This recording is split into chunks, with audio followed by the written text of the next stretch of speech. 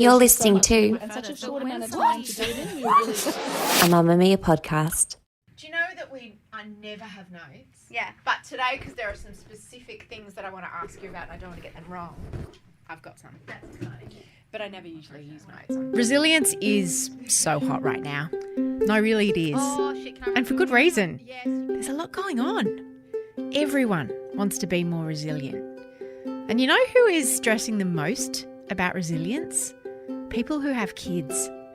But there's a bit of a problem with this. Because if every generation of parents get a memo, ours said that we must make sure nothing bad ever happens to our kid. No bad feeling, no bad experience, nothing negative, not ever. They must somehow glide through life untouched by life. Of course, that's impossible. And yet we're told that it is our key performance indicator as a parent. Protect your kid from all of the bad. And the result? Well, we've got parents who believe it is their top priority to clear all obstacles from the paths of their children. Not only are we terrified of them tripping over, we don't even want them to have to walk around the obstacles, because that might make them feel unhappy or tired or stressed or inconvenienced. What is your child learning by you doing this for them? From Mamma Mia, I'm Mia Friedman, and you're listening to No Filter, an interview podcast with people who tell their stories very candidly and aren't afraid to be vulnerable. Today, raising kids feels so much more complicated than it was for our parents and grandparents. There's social media and kids are glued to their phones, and parenting has somehow become an extreme sport while kids are bubble wrapped to protect them from, well, everything. My guest today, well, she knows all about that. Daisy Turnbull is an author and the Director of Wellbeing at St Catherine's Secondary School in Sydney. She's also a mother to a 7-year-old, Jack, and Alice, who is 4, and she's written a best-selling book about the surprising connection between risk and resilience. If you've ever had the thought, kids today are just so soft, well, you're not wrong. And Daisy is going to explain why. Here's my chat with Daisy Turnbull. Daisy, you like to crochet and I like to do puzzles. So as one mad risk taker to another, I'm really looking forward to our chat about risk taking. I was going to ask you if I could crochet during this podcast, but I thought I might get in trouble. Look, I would do puzzles now if I could. A little bit harder to transport than crochet. But first of all, I want to set the scene a little bit. How do you think parenting's changed over the last 40 years, say since I'm a bit older than you, but I grew up in the 70s. You grew up in the 80s. Thank you. Hoped you weren't going to say 90s. And you've got little kids now. I've got slightly older kids now. How do you think things have changed? I think there's a lot more fear associated with parenting, and there's a lot more kind of KPIs. There's a lot more, competitiveness, and that has come from some really good places. Like we know that in the early 90s there were increased risks of kidnapping in the UK and in the US, and that filtered through to Australia. But that fear is gone now. Like we know we are in a much safer society than we were 30 or 40 years ago. Were there increased risks, or were there just a couple of really high-profile cases like the Maddie McCann case? Yeah. That made everyone terrified? Well, if anything, the Maddie McCann case was after that, I think. Like this was like earlier than that. But I think, you have a few high-risk cases, and what happens is parents think worst first. So think, well, what's the worst thing that could possibly happen? And now I'm going to plan my life around that. And you can't do that. We know that kids are safer now. So something I talk about in the book, which I found really interesting researching, was, do you remember when we were kids there were those safe houses? Like the little sign, it was the Neighbourhood watch. Neighbourhood watch. Yeah. They don't exist anymore. And the reason is because kids are not outdoors anymore. So they didn't need the signs because the kids weren't outside. And so it was kind of a chicken and an egg thing. So I do think parenting has become a lot more fear-based, and it's a lot more competitive than it was when our parents were raising us. Resilience is so hot right now. We need to be more resilient. Our kids need to be more resilient. You've got Ita Buttrose talking about young people in the workforce need to be more resilient.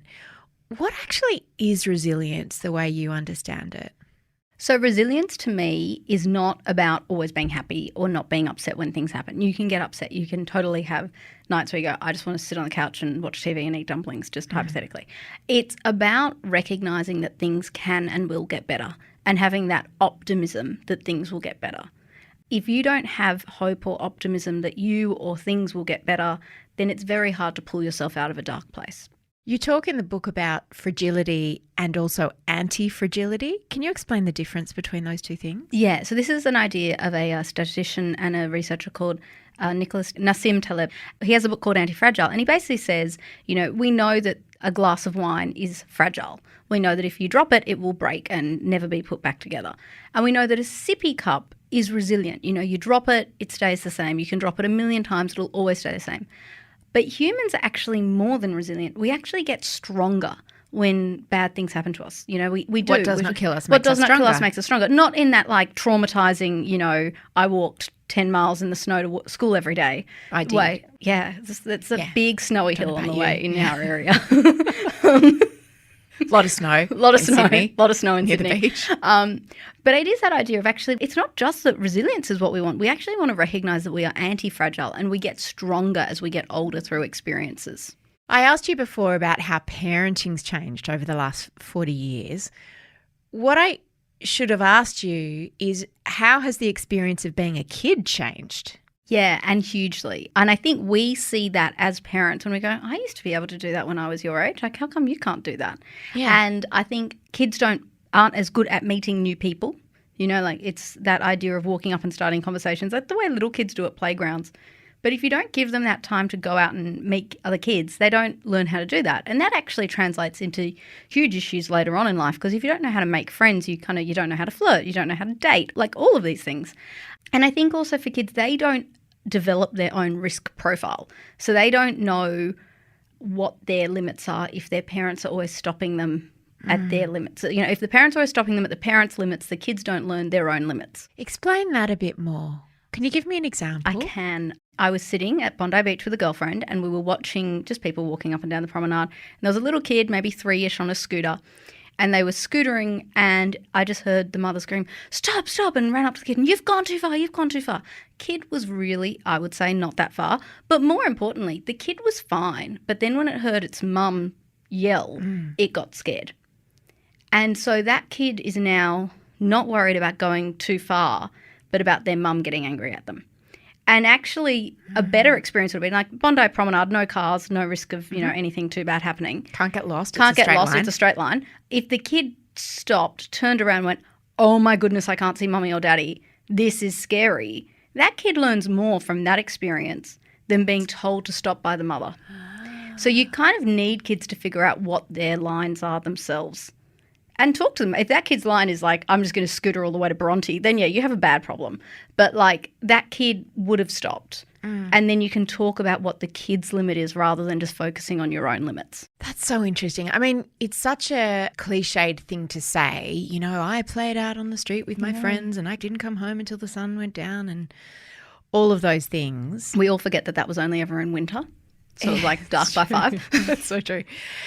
And, I've heard it said that history is told by the victors or the survivors. So while there was much more of a hands-off approach to parenting, perhaps when I was growing up in the 70s and the 80s, and you were expected to be much more self-sufficient and resilient as a kid, I once heard Richard Glover, he wrote a book about his very disturbing childhood, and he said that there were some kids who did run off and play in the forest or went to Sunday school and some of them were molested or some of them bad things did happen to them. And because parents were so hands-off at that time, perhaps those kids didn't feel able to speak to their parents. So he said we can often romanticize a lack of supervision.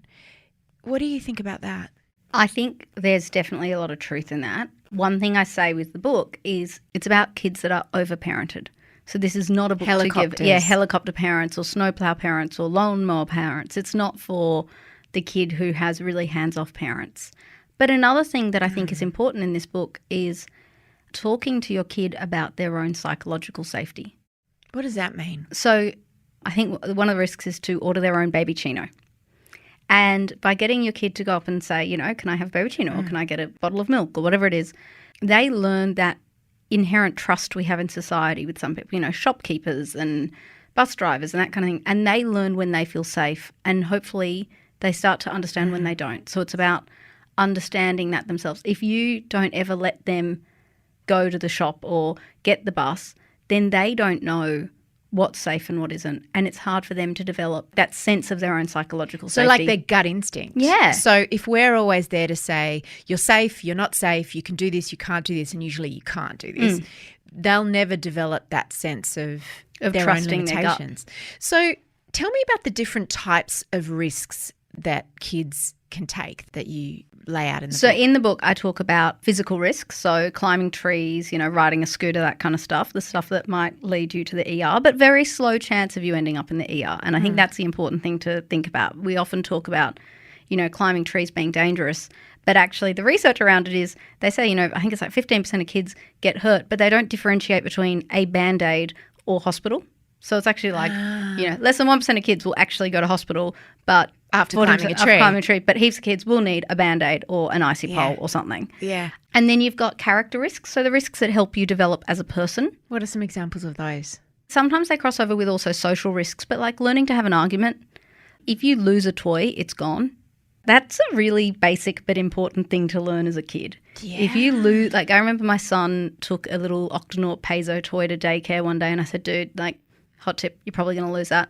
He was like, no, I won't. And then, of course, I get to daycare, lost toy, and I can still reference it now. 5 years later, I can be like, dude, remember Paizo? And he's like, yep, I won't take that to the park. It's probably losing. So another parent, and I know parents who've done this, and I could be one of them, will have bought, he's attached to Paizo, so I'm going to go out and I'm going to buy 8 Paizos and I'm going to put them in the cupboard. And I had one friend whose daughter accidentally, she had this particular doll that she loved, and she accidentally opened the cupboard one day and there were 10 of the dolls in the cupboard, and it just freaked her out so much she just closed the cupboard and they never spoke of it again. I get the thinking behind that, but what you're saying is that it robs the child of the chance to learn consequences. So I will say my daughter Alice, when she was really little, got totally attached to one of those, those jelly cat bunny rabbits with the blanket attached. Yes. And so we do have heaps of them. Yeah. And we've got 2 brown ones and 1 blue one and 1 pink one. But now she differentiates between them. She's like, no, I want the brown one with the not soft head. So she knows if she loses the brown one with the not soft head, It's gone forever. There's others, but that one's gone. That one's gone. And did you deliberately do that? Buy different ones? Yeah, just so we kind of could keep count easily. Yeah. Because if you had 7 brown ones, you kind of don't actually line them all up for a census. So what's a social risk? An example of that? A social risk would be learning that not everyone likes you. Sorry. I like you. I think you're amazing. I don't mean for me. Yeah. Have you been on Twitter? I've learnt that a long time ago. But for kids, Huge. the thought of my child having to learn, but then that does happen, doesn't it? It does happen. And also your kid doesn't like everyone. And you that's don't such have to. And that's such an easy conversation to have because your kid comes home and is like, oh, Joe Blogs is really annoying. He's like, oh, do you think maybe they might find you annoying? And I think it's a really important thing to learn because you shouldn't put your value in how other people see you. And also, you still have to work with people. You still have to be nice to people. You have to just get along, but you don't have to be best friends with everyone. So that's an example of a social risk. So we've gone through physical, Character, social. parenting. What's a parenting risk? The risks we have to take as parents. What would be one of those? Leave your baby with a, grandparent to go out for dinner. Or I like that one. Yeah. Or let them level up in their own time, I really like. So if your kid can put their shoes on or has put their shoes on in the past, but you go back to putting their shoes on because you're always in a rush, that's actually an incredibly frustrating thing for a kid to have happen. And the way I relate it is it's kind of like if your boss says, you're now in charge of filling the glasses of water. And you're like, okay, I'm filling glasses of water. That's my job. And then they just come and start filling the glasses of water. You'd be so annoyed. You'd It's be like job robbing. And you lose your autonomy and you lose your ability to develop skills. And I think that that's a really important thing as parents. You need to remember your role is to effectively work yourself out of a job. You've got more than one I child. have 2 children. Do you find that parents are much less likely to take risks with firstborns than they are with subsequent children, and they get increasingly more comfortable with taking risks the more children they have? Yes, I do. And that has been my personal experience. And I know it's been yours. And I also know Hashtag third child. Hashtag third child. But actually what's really annoying is in researching the book, it's actually quite hard to find clear research that says that, younger children are better or smarter or whatever, because I don't know, I assume there's like a big brother lobby or like eldest sibling lobby that shuts down the research. No, like I think Big brother, yeah. Big brother, like just stopping the research. No, but like it is. Sometimes it shows this, but another times it shows that first children are smarter because they're probably read to more. Yeah. Than, all of that.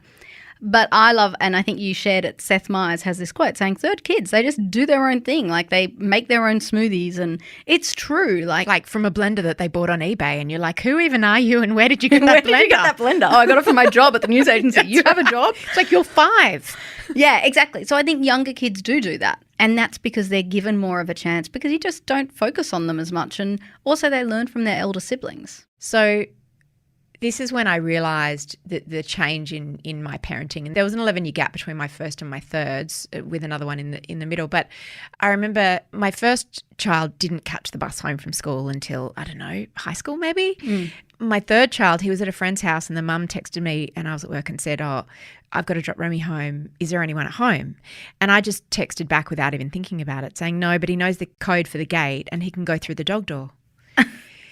And she was like, cool, sweet. And it was also her third child that he was friends with. So she was like, yep, that's how I roll. I straight away found with my third child the difference. Like I needed to make a WhatsApp group with the other mothers of third children. Yeah. Even though I hadn't actively sought them out, it was no coincidence that the mothers whose parenting styles I most gelled with were those who had 2 or 3 children. And I think the firstborns, I was a very different mother the first time around. So I think I've been quite similar, but actually my kids are quite different. So Jack is more willing to take risks and really wants to do that, whereas my youngest Alice isn't like begging to, go down the street or do stuff on her own.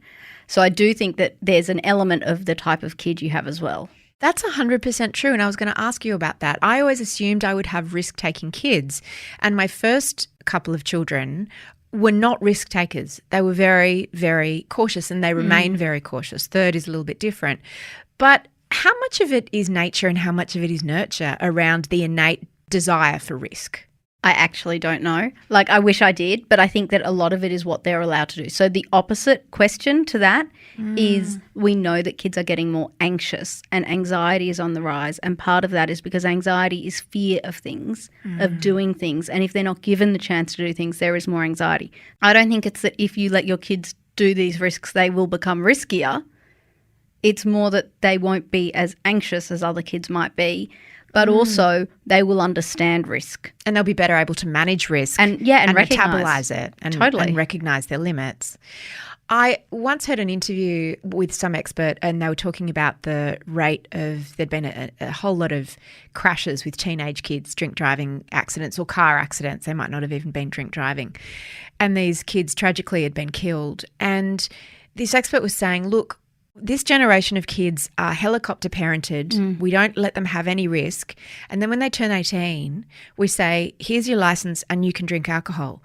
And they're not able, because they've had no experience, they haven't developed that risk muscle over their lives. They don't know how to manage those two things because they're two massive risks. Yeah. Here's a vehicle and here's alcohol. Or even just one of those things is a massive one of those risk. things is massive. But I also think, Mia, take it further. Like, you have been helicopter parented your whole life. Now here's a baby. Go look after that baby.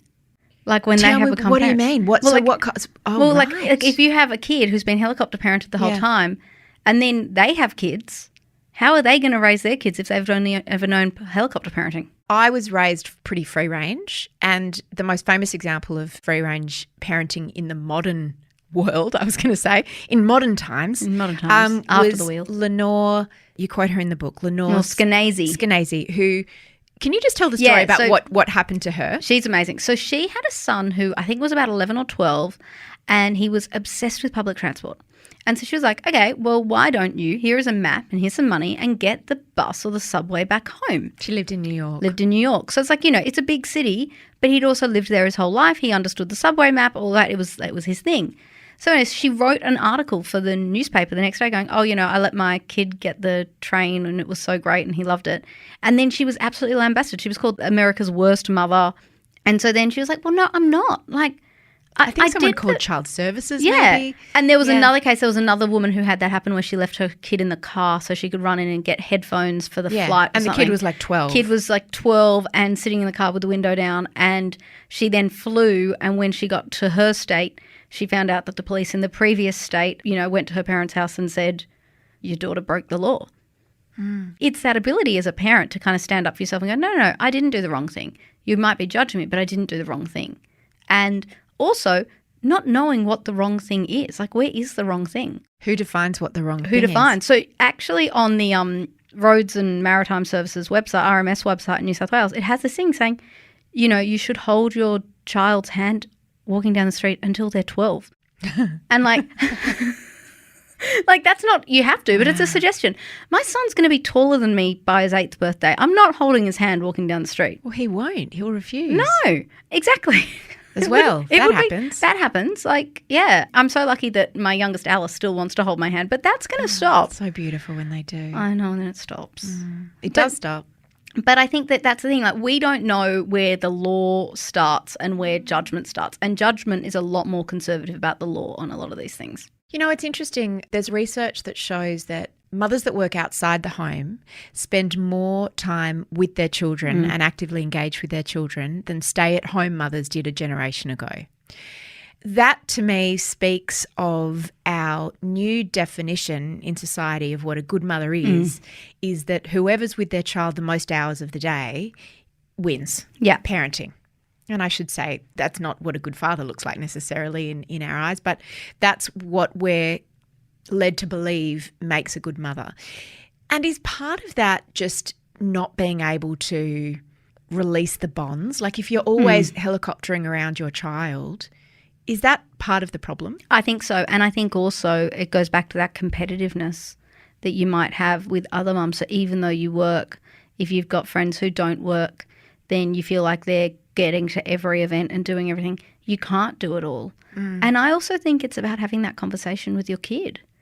Like saying, I work so that we can, live in a nice house and go on holidays and do these things, I also add to that, I work because I really love it. Yeah. And I know not everyone does. No, it's but I true. think that there's that narrative that it's like I only work because I have to. And if I won the lottery, I would stop. So I was And for having some people this- that's true, but for others it's not. So I was having this conversation with a friend saying, we're always saying to our kids, it's just work. Like, you get a phone call or an email, it's just work. It's not just work. Work is important and it gives us purpose and it's what we love doing. And I think that it's important to show that to kids as well. You're listening to No Filter with Daisy Turnbull. You work with teenage girls. You work as a teacher and the head of wellbeing in a girls' school. Can you tell me the difference that you see in girls by the time they hit teenagehood, the ones that understand about managing risk and the ones that don't? Can you pick the kids who've been helicopter parented? You can. And it's actually the thing at the moment is that what you notice is the kid who hasn't been. Is that the exception Yeah. rather than the rule? Yeah. And so what does that kid look like? That kid has stuff for class and, they're often actually more organised and they're able to communicate better if they, haven't done something. Like, I haven't done my homework because I had this and this. They're willing to front up with things if they've made mistakes. They often do more things as well. Like, they might do music and they might do sport and that kind of thing. And you might think, that kid's probably got a helicopter parent, but it's them choosing it and it's that intrinsic motivation rather than an external, mum and dad say, I have to do this musical instrument. Is it true that I've heard other teachers at schools say that parents will ring and say, my daughter's got a detention, but actually it was my fault because I got her to school late, so can I take the detention, or trying to get her out of it, or him? Yeah, I've had that conversation. And what do you say? We have had Dr. Judith Locke, who's an amazing psychologist, come and talk to our staff, and she also talks to our parents. And she just says, to say, look, what is your child learning by you doing this for them?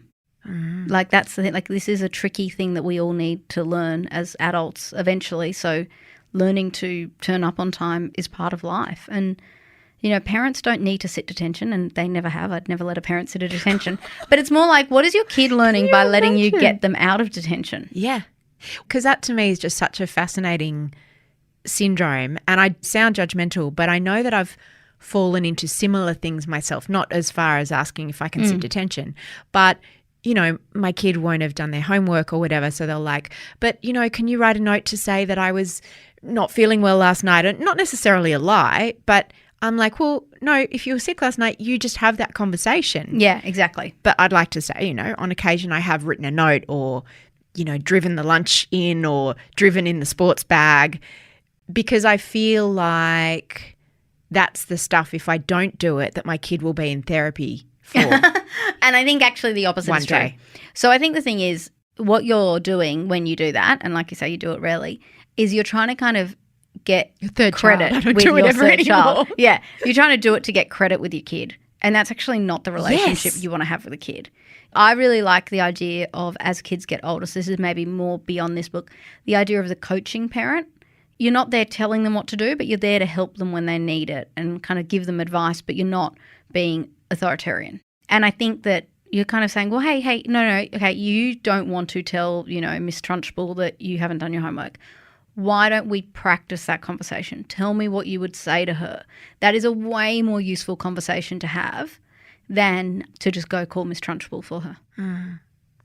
And then interestingly, I see it at the next stage, which is when young people get into the workforce, and sometimes parents call us. Yeah.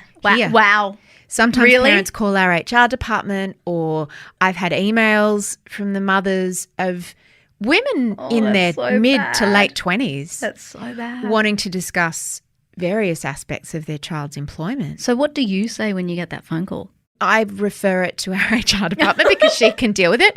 But I have a friend who works in hairdressing, and he says he has the same thing all the time because he has staff in their 20s. And I said to him, what do you do? And he said, I just put down the phone, which I thought was an interesting approach. But it's that idea of somehow we've absorbed this idea that we have to take on all the risk and all the consequence so that our children will be protected from navigating any negative emotion. Exactly. And the negative emotions are what make us stronger and better. And it's like Glennon Doyle says, you're actually meant to feel all the emotions, and that's part of life. And this is the thing, like, your kid is going to have a time where someone doesn't like them, or they don't get the role in the school musical, or they don't get to be on the team, or they don't get whatever. If you protect them from that, and the first time they get rejected for something in their life is a promotion when they're 25, that'll be a far harder experience for your 25-year-old than it would be if they hadn't had it as a 10-year-old or a 12-year-old or a 15-year-old. I want to talk to you about teenagers and screens, and not just teenagers, but younger kids as well. The fact that, when we were kids, and this is such a way that parenting's changed, and I feel, and I know many parents feel so out of their depth on this one, if we wanted to see our friends, we had to go out. If we wanted to do any form of socialising and talk to anyone other than our parents and siblings, if we had them, we had to leave the house. Yeah. And so just being out in the world, and particularly when you're at a certain age doing the things that you're interested in doing, you're out in the world and you are just navigating those risks. Now, because kids can socialise on their phones, they're on social media, they're on Snap, they're on all those different things, they don't have to leave the house, and then throw the pandemic on to that as well. Plus, you've got parents who are perhaps less strict than parents of other generations, parents who are more in the friend mode. Yeah. And you've got all the comforts of home. And so I want to ask about helicopter children.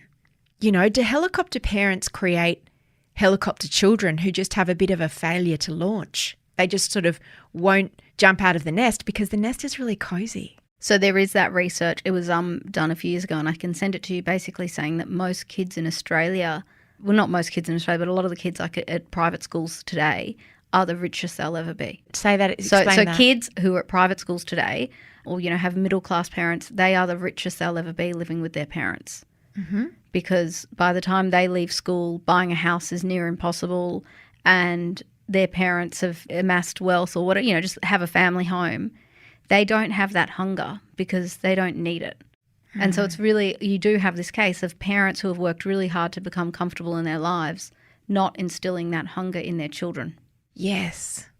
And because also, you can stay home and have your boyfriend over, have your girlfriend over, have sex under your parents' roof. They don't care. They like having you around. No one really has to pay board to their parents anymore. That used to be a big thing. Look, I think with the screen stuff, it is an issue, but it's not going away. But has it like disrupted risk-taking behaviour? Yes. Because there's so much that you can do at home, and parents like it because you don't have to worry, are they safe? Are they okay? Because they're up in their walking around bedroom. Westfield, yeah. Yeah. But actually, that walking around Westfield of an afternoon is where you learn a lot of social skills. Or at the park or at the skate park or but at the beach or... all of that. And you're not learning any of that when you're at home on your screen.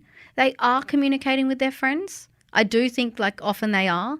But, I was always the teenager who came home and then I would sit on the phone to my friends for hours. Yeah. I think that was different because it was one-on-one phone conversations. But I think that they're not socialising in the way we are. And everything's a lot more aggressive online. The way you talk to people is a lot more aggressive. So then they see each other in person and they're like super shy.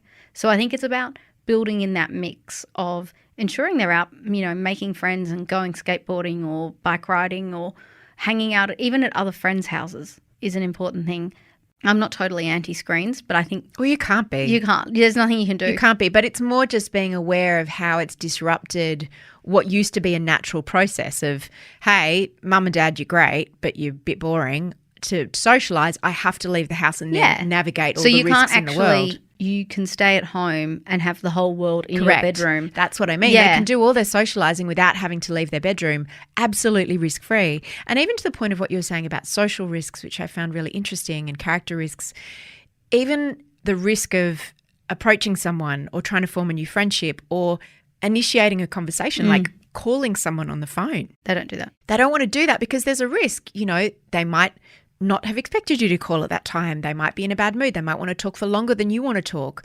All of those things. And it's funny, last year during the pandemic, I was talking to a student on Zoom. It was like a meeting with a student. And she said, I'm just feeling really sad at the moment. And I said, oh, look, have you spoken to anyone? And she said, yeah, I've been chatting to people. I was like, have you actually spoken to anyone on the phone today? And this was during the Easter holidays. And she said, no. And I said, it's a difference. Like there is a social difference between texting 100%. And talking on the phone. And I said, do a Zoom call with a friend, but if you remove that from kids, because they do all their socialising in person at school, if you take that away and they're just texting, they had huge impacts on their mental health. I find that too. It's almost like when you just put it on a screen and you do your socialising that way, it can also become a series of monologues. Yeah. Instead of an actual exchange of conversation where you are taking a risk and you might say something that someone else doesn't respond well to, or you might say something that hurts someone and you have to see that expression on their face. Absolutely. And I think that it's a really important skill to develop in teenagers. I would say if your kid has friends, and you mentioned, having sex under the parents' roof, but I would hope that your kids feel comfortable having friends around. I thought you were going to say having sex under your roof. No. Well, not in the park like we had to. No, that's up to you. That's up to you. That's your parenting style. But I do think if you don't want your kid to be at home on their own all the time and you might feel uncomfortable about them going out and hanging out in a park, let them have their friends round.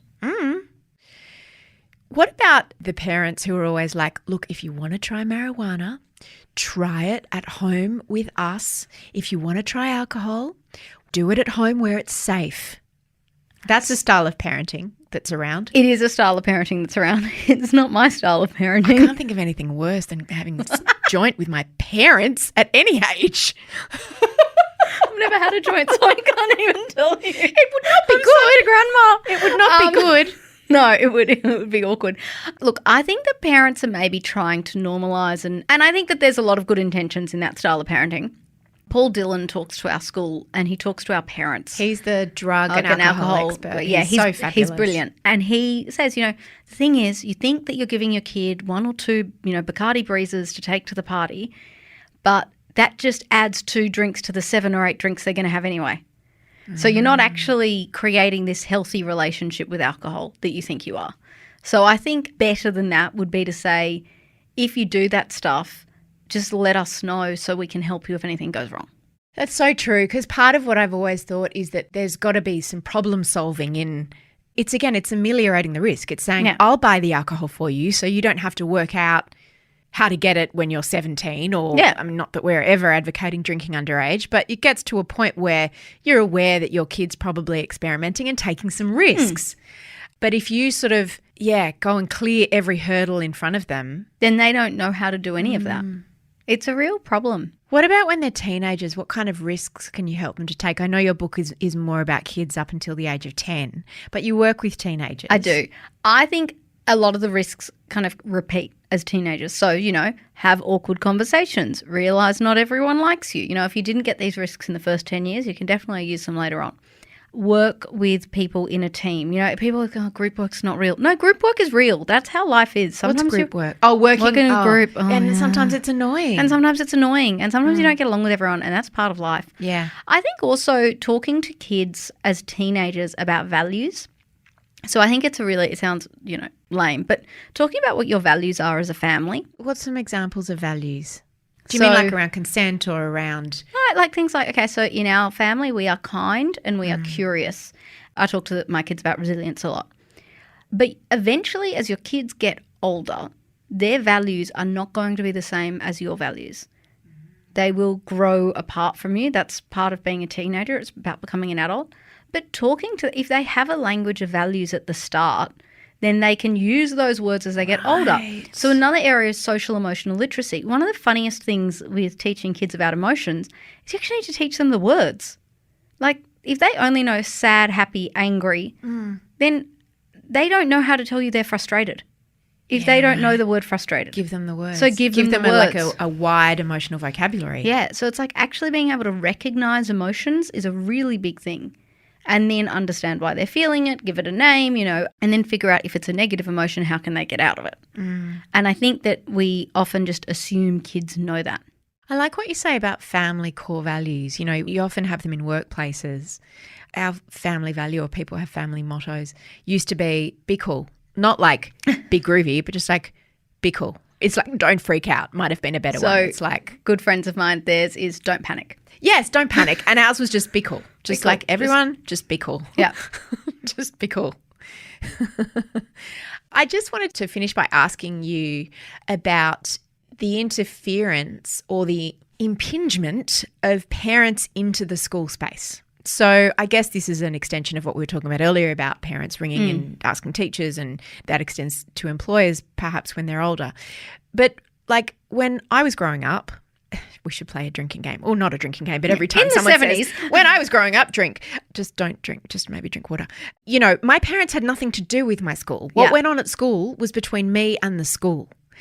And now you seem to have parents, and I've seen this in many parents, they treat the school as their own workplace. And they somehow are so over-involved in everything from who their kid sits with to who their kids' teachers are. Is that a real thing? I think it can be, and I think it's definitely more a thing in private schools because there is that kind of that element of, they're paying a lot of money. And teachers want to work really well with parents. And there are some parents who, some students who need a lot of that dialogue and that relationship between the school and the parents. I think also, though, we need to remember that we are raising kids to deal with things on their own. And also, if you find out everything that's happening through the school, that leads to really boring dinner table conversation. Because if you know everything that's happening at school, you can't really ask your kid what's happening at school. I think it's such a good reminder, your book and this conversation, that our job as parents, if you are a parent, is to make yourself redundant. Totally. And, I suppose it speaks to perhaps looking at ourselves sometimes if we don't want to become redundant and we want to be the one clearing the way and being needed by our children way past the age that perhaps we should be. And I think there is a little bit of a fear of becoming an empty nester and what is that going to look like. And so by keeping that relationship really tight and dependent, you don't ever have that happen. But you do want that to happen. That's healthy. You're not doing your job properly if your child isn't taking risks. And I always say that about screens too. Yeah. It's like you can't just go, oh, no screens or no social media or whatever. It's like your child's living in the world. It's like saying, well, some people have car accidents, so I'm never going to let you drive a car and I'm not going to teach you about road safety. Our job as parents is not to walk, as Glennon Doyle says, is not to walk our children around the fire. It's to hold their hand and show them they can walk through it. Exactly. And come out the other side.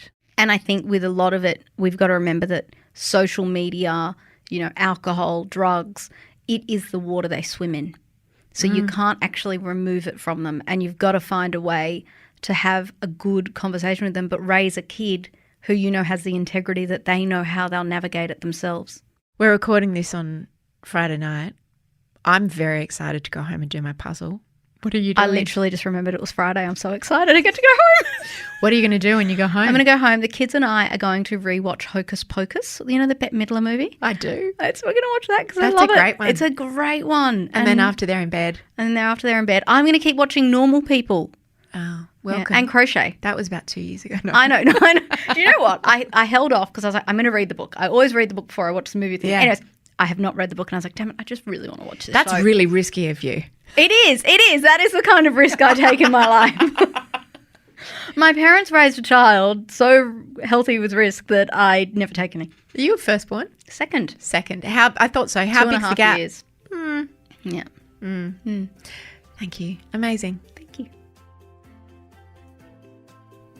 I hope you enjoyed that.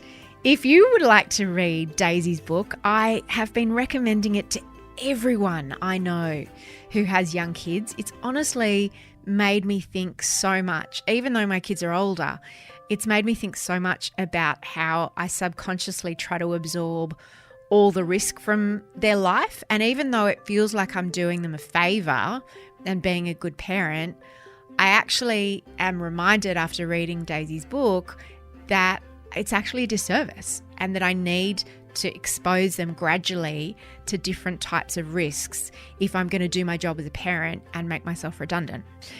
Daisy's book is called 50 Risks to Take with Your Kids. We'll link to it in the show notes. And if you like this podcast, share it with a friend and please subscribe. You can find more episodes of No Filter on Spotify.